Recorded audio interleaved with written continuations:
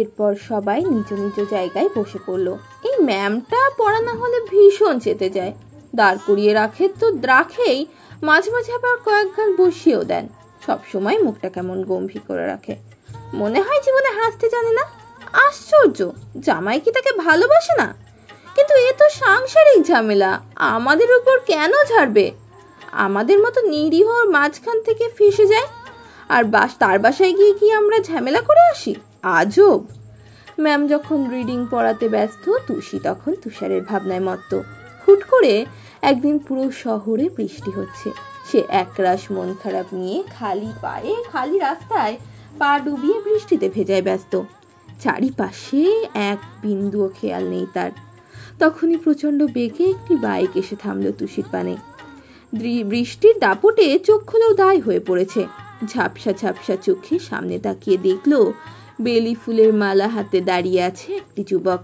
দমকা বাতাসে তুষারের চুলগুলো এলোমেলো হয়ে চোখের সামনে চলে এসেছে। কপাল কুঁচকে বারবার পলক ফেলছে বৃষ্টির পানি থেকে কারো চোখগুলোকে বাঁচানোর উদ্দেশ্যে। সাদা ভেজা শার্টে কি স্নিগ্ধ দেখতে লাগছে তুষার ভাইকে। চোখগুলোতে আছে শুধু মায়া, ঠোঁটে তার মিষ্টি হাসি। এদিকে তুষির সারা শরীর ভিজে একাকার, চোখের ঘন পল্লব বৃষ্টির ঝটকায় ভারী মায়াবী দেখা যাচ্ছে। ঠোঁট দুটো তীর তীর করে কাঁপছে। তুষারকে দেখে সে থমকে দাঁড়ায়, লজ্জায় মরি অবস্থা। এই অবস্থায় তাকে দেখে তুষার সব দিক বেদিকের খেই হারিয়ে ফেলে। এরপর তুষির বাম হাতটি নিজের দখলে নিয়ে বেলি ফুলের মালা পরিয়ে গাঢ় চুমু খায়। কোমরে চেপে তুষিকে শূন্যে তুলে তুষির গলায় থুতনি ঠেকিয়ে গোল গোল করে ঘুরতে থাকে, আর সকল আকাশ বাতাস নিরবিচ্ছিন্ন হয়ে ঝরে পড়া বৃষ্টিকে জোরে জোরে বলে, প্রিয় বৃষ্টি, তোমার মাঝে একটি ষোড়শী মেয়ে ভিজে একাকার, বড্ড হিংসে হচ্ছে আমার। কেন বলতে পারো? বৃষ্টি, তুমি খুব ভাগ্যবান, ছুঁয়ে দিচ্ছ আমার নিজের মানুষকে।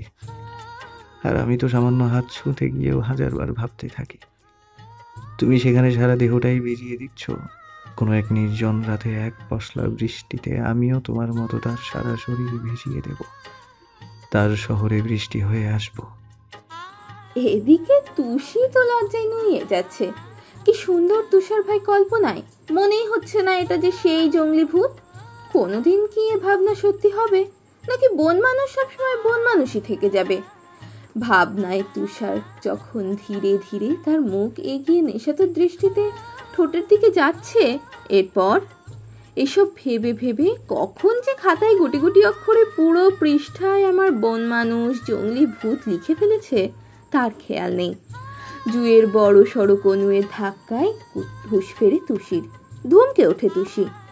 জুই ভয়ে ভয়ে সামনের দিকে ইশারা দেয় তুষিকে। তুষি সামনে তাকিয়েই আবার বলে, এভাবে মুখ কালো করে বসে আছিস কেন? বিয়ের আগেই কি জামাই মরেছে আর তুই বিধবা হয়েছিস? আশ্চর্য, হাতে এমন গুতোগুতি করছিস কেন? সামনে কি? হ্যাঁ সামনে কি? আমার কি সুন্দর কল্পনার 12টা বাজিয়ে তুই মুখটা ফাটা বেলুনের মতো করে আছিস কেন কুত্তা? এখন কি আবার সেই আগের মোমেন্ট ফিরে পাবো? আর এদিকে তোকে দেখে মনে হচ্ছে তোর অবস্থা আমার মতো হয়েছে। আমি তো চুপচাপ কল্পনা করছিলাম, তবে তুই কেন পাকা ধানে মই দিলি? জুই এবার জোরে চিমটি কাটে, সামনে ইশারা করে মিনমিনিয়ে স্বরে শুধালো, তুষুরে, চুমুটুমু পরে খাইস, বেঁচে থাকলে হাজার চুমু খেতে পারবি, কিন্তু তুই তো আজকে শেষ।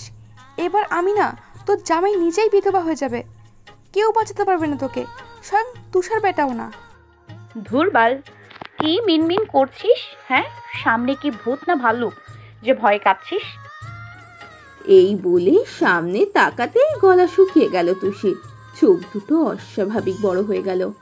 হন্তদন্ত হয়ে দাঁড়িয়েই উচ্চ স্বরে বলে ওঠে সে, ইয়েস ম্যাম, সরি ম্যাম, কি করেছি ম্যাম, ভুল হয়ে গেছে ম্যাম, আর হবে না ম্যাম, মনে ছিল না ম্যাম, প্লিজ বের করে দেবেন না ম্যাম, তবুও যদি বের করে দেন তাহলে জুইকেও আমার সাথে বের করে দেবেন প্লিজ ম্যাম, সরি ম্যাম, এভাবে কি থেকে কি হয়ে গেল বুঝিনি ম্যাম, কানে ধরে উদ্বোস করছি ম্যাম। এহেন দশা দেখে বেশ বিনোদন পাচ্ছে সবাই। গগন কাঁপুনি হাসির ঝংকারে পুরো ক্লাস হাসিতে ফেটে পড়লো। একজন আর একজনের উপর গড়াগড়ি খাওয়ার উপক্রম। তুষি এ ক্লাসে একটু বেশি হাসির কাণ্ড করে। রিমি নিজেও হাসি আটকাতে পারছে না। এ কি করলো বলো তুষি? শেষে কিনা এই ম্যামকে চটিয়ে দিল। হায় হায়। এদিকে জুই ভয়ে ভয়ে হাত পা কাঁপছে অনবরত, গলা শুকিয়ে কাঠ। আল্লাহ জানে আজ তুষির কপালে কি যে আছে।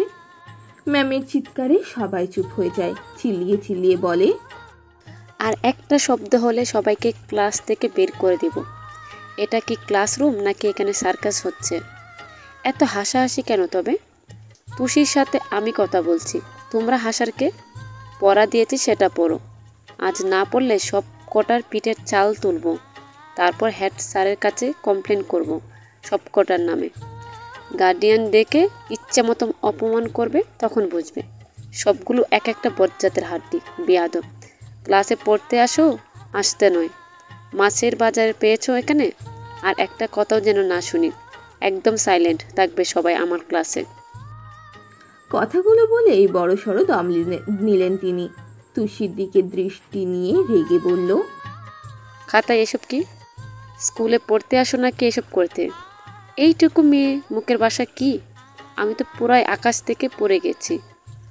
আমার ক্লাসে তুমি অমনোযোগী হও, আবার কি বাজে চিন্তা ভাবনা। ছি! কালকেই তোমার বাবাকে আমি ডেকে পাঠাবো, বলবো অনেক পড়া হয়েছে, এবার বিয়ে দিয়ে দিন। মেয়ে আপনার বড় হয়ে গেছে। এই মেয়েকে আমি আর ক্লাস করাবো না। এমন ভালো স্টুডেন্ট লাগবে না আমার। জুইকে কি সুন্দর মধুর সুরে গালাগালি দিল। ভাষাও কি এমন সুন্দর ভাষা কথা বলো? একদমই কথাগুলো বলে থামলেন জীববিজ্ঞানের টিচার রূপা ম্যাম।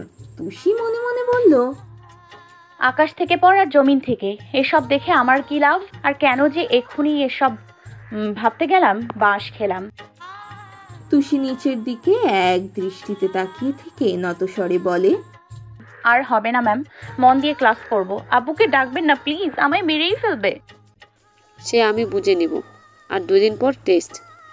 রুটিন পর্যন্ত দিয়ে ফেলেছে, তাও তোমার সেদিকে জ্ঞান নাই। সারাক্ষণ প্রেম ভালোবাসা নিয়ে থাকলে তো এমনই হবে। টেস্টে পাস না করলে আমি অনন্ত তোমাকে অ্যালাউ করব না। রিমি, তোমার বোন কিভাবে হয় আমি ভেবেই পাই না। রিমিকে একবার দেখেছো? মেয়েটার যেমন শান্ত ভদ্র, তেমনি তার পড়াশোনা সব দিকেই ফার্স্ট। আর তুমি তার উল্টো। বাসায় গিয়ে ওর থেকে কিছু শিখবে। সারা ক্লাস তুমি আজ দাঁড়িয়ে থাকবে, ব্যাস। আর সময় নষ্ট না করে পড়ানো শুরু করে দিলেন তিনি। তুষি বিড়বিড় করে রিমিকেও গালি দিল, শালা কেন যে এই বাল এত পড়বি ভালো কথা, তবে আমার কেন এত কথা শুনতে হয় তোর জন্য? আল্লাহ পড়াকু কাজিন যেন কারোর না থাকে, আমিন। এরপর সারা ক্লাস দাঁড়িয়ে খুব মনোযোগ নিয়ে ক্লাস করছে আর গালিগালাজও করছে ম্যামের প্রতি তিক্ত হয়ে। এসব সস্তা জ্ঞান শুনতে একদমই রাজি নয় সে। সুযোগ পেলে কথা শোনাতে ভোলে না এই ডাইনি মহিলা, বিরক্তিকর। এদিকে জুই খিলখিলিয়ে হেসে কুটি কুটি হয়েছে। এত বেশি হেসেছে যে পেটে খিল ধরে গেছে। জুয়ের এহেন দশায় তুষি চোখ গরম করে ওর দিকে তাকিয়ে থেকেছে। আর জুইও কনুই দিয়ে গুতা মেরে বলেছে, ছি ছি, তুই কল্পনাতেও তুষার ভাইকে চুমু খাস? না জানি বাস্তবে কি কি করে ফেলিস ওই নাদান বাচ্চাটার সাথে। বিশ্বাস কর, এখন যদি তুষার ভাই এখানে থাকতো তোকে নির্ঘাত লুচু তুষি দাম দিয়ে দিত। তা চুমুটা কেমন ছিল? আরও চুমু ফেল নিবি? শিক্ষা হয়েছে? ব্যস্ত ঢাকা শহর, রোদের তীব্র তাপে শরীর জুড়ে ঘামের গন্ধ। চোখ তুলে তাকানো যেন দায় হয়ে দাঁড়িয়েছে। সারা রাত অ্যাসাইনমেন্ট করতে করতে রাত 3টের দিকে ঘুমানোর কারণে সকালে উঠতে বেশ দেরি হয়ে গেছে তুষারের। আজ অ্যাসাইনমেন্টের লাস্ট ডেট।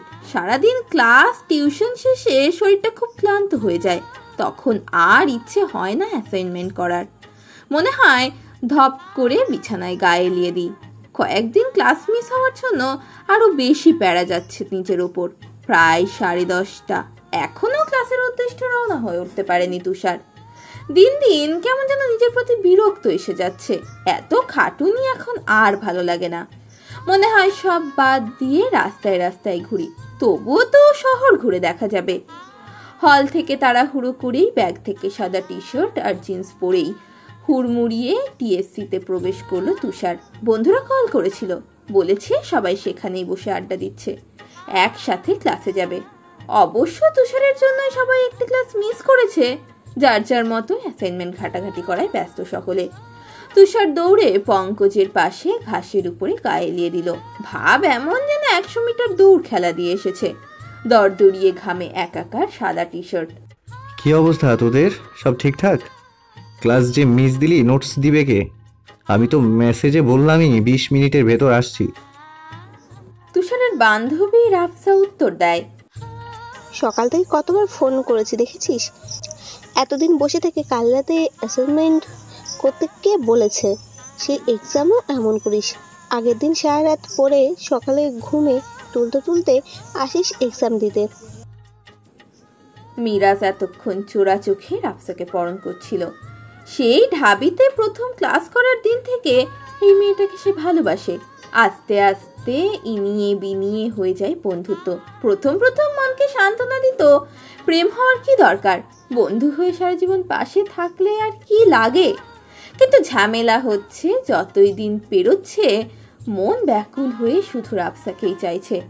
মন চায় এই সামান্য বন্ধুত্ব হয়ে না, বরং অর্ধাঙ্গিনী হয়ে সারা জীবন তাকে লাগবে। ইদানিং সে উসখুস করছে কিভাবে বলা যায়, কিন্তু সামনে রাফসা থাকলেই সাহসে কুলোয় না। কথা গলায় আটকে থাকে, জড়তা কাজ করে, যা বলার জন্য সামনে যায় তা উল্টো বলে ফেলে। শেষে রাফসাই জিজ্ঞেস করে, কিছু বলবি মিরাজ? এদিকে মিরাজের গলা শুকিয়ে কাট, খুব কষ্টে জবাব দেয়, তুই বাসায় যাবি না? চল পৌঁছে দে। এতটুকু বলেই দাঁত দিয়ে নখ কামড়াতে থাকে। আর রাফসা দীর্ঘশ্বাস ফেলে বলে, এটা বলার জন্য 30 মিনিট ধরে দাঁড় করিয়ে রেখেছিস? হ্যাঁ এটাই। ঝটপট উত্তর দেয় সে। এরপর দুজনে রিকশায় উঠে বাসায় যায়। প্রায় 6 মাস ধরে এটাই হয়ে আসছে মিরাজের সাথে। এই পাশাপাশি বসাটাই মিরাজের জন্য অনেক কিছু। এদিকে রাফসা অনেক আগে থেকেই বোঝে মিরাজের দুর্বলতার কারণ। মেয়েরা যে একটি ছেলের চোখ মুখ দেখলেই বুঝে যায় ছেলেটি কি চায়। বেকুব পুরুষ তার খুবই অপছন্দ, তাই সে স্বভাবতই পেয়েছে মিরাজ। সব বন্ধুদের সামনে বীর পুরুষের ভাব দেখালেও রাফসার কাছে মেছো বিড়াল হয়ে যায়। রাফসার মনে হয়, ভালোবাসিস মুখে বলতেই যদি এত কাঁপাকাঁপি, তবে প্রেম করবি কিভাবে? পরিবারের সকলের সামনে তখন জোর গলায় বলতে পারবি আমি শুধু রাফসাকেই চাই? এইটা বলতে না পারলে তো বেকুব পুরুষ। যাকে তুই ভালোবাসিস তার সামনে বীর পুরুষ হতে হবে, তবেই তো সেই আসল পুরুষ। রাফসা মনে মনে বেশ ক্ষেপে মিরাজের প্রতি, তাই রাফসা সব জেনেও চুপচাপ থাকে। মিরাজ কল করলেও রিসিভ করে না, আর মিরাজও সারাদিন একটানা কল করে যায়। এই কাজে তার কখনোই বিরক্তি আসে না, বরং ভালো লাগে। এদিকে বন্ধু মহলের সবাই এটা নিয়ে মজা ওড়ায়। রাফসার কথায় একটু নড়ে চড়ে বসে জবাব দিল, রাফসা শোন, ওর কথা বাদ। আমি যে তোকে কাল রাতে কতগুলো কল দিলাম, রিসিভ করলি না কেন? একটা পড়া বুঝতে না পেরেই তো বাধ্য হয়ে কল করলাম। জাইসা ফার্স্ট করে উত্তর দেয়। পঙ্কজ দুষ্টু হেসে বলে, দুষ্টু বুঝো না আমরা কি আর রাফসা? ওর শুধু নাম্বার কেন, পারলে পুরো রাফসাকেই সে মনের ক্যানভাসে সেভ করে রাখবে। রাফসা লজ্জায় গাল লাল হয়ে গেল, কোনো কথা বলতে পারলো না সে। এই পদগুলো সুযোগ পেলেই মজা লোটে। আর ওই বলদ মিরাজ এখন কেন বলতে গেল? রাফসা ওদের কথা অন্যদিকে নিতে জবাব দেয়, কি শুরু করলি তোরা? ক্লাসে যাবি না? আর মিরাজ আমাকে আর কল করবি না, দেখছিস রিসিভ করিনি, তবুও কেন কল করছিস? ভালো লাগে বলতে পারিস, আমার অভ্যাস। তুই রিসিভ না করলেও আমি 1000 বার কল করব। একদিন বিরক্ত হতে হতে ঠিকই তোর কল লিস্টের প্রথম স্থান করে নিব, দেখিস। মিরাজের এই কথায় সব বন্ধুরা উচ্চস্বরে হেসে উঠল। তারা জানে এতটুকু ছাড়া মিরাজের পক্ষে আর কিচ্ছু বলা সম্ভব নয়। মিরাজের মুখটা কালো হয়ে গেল, নিজের উপর সে নিজেই বিরক্ত। মুখ ফুটে একবার বলেই দেখুক না, মেরে তো আর ফেলবে না। তুষার ঝটফট শোয়া অবস্থা থেকে উঠে বসে পড়ে, এরপর বলে, তোদের প্রেমের আলাপন শেষ হলে এবার ওঠ, অনেক হয়েছে, 2 বছর ধরে দেখে যাচ্ছে, আর কত? না বলতে পারবে মিরাজ, আর না উত্তর দিবে রাফসা। শোন মিরাজ, তুই বরং রাফসার বাচ্চার মামু হওয়ার জন্য রেডি হ। আমরা সবাই কবজি ডুবিয়ে জম্পেশ ভাবে রাফসার বিয়ে খাবো, ইচ্ছে মতো নাচবো, আর ওর ননদিনীদের সাথে ফ্লার্ট করব, তাই না গাইস?